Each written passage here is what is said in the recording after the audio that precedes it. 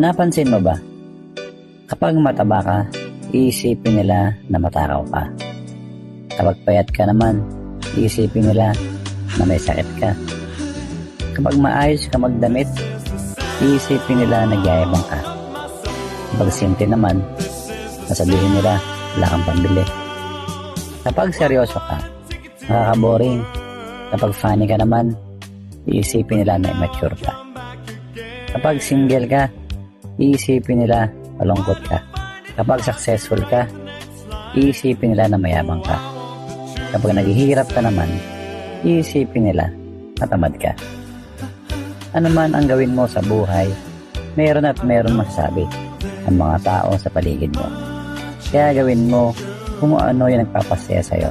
Basta wala kang tinatapakang tao at ito ay makakabuti para sa'yo.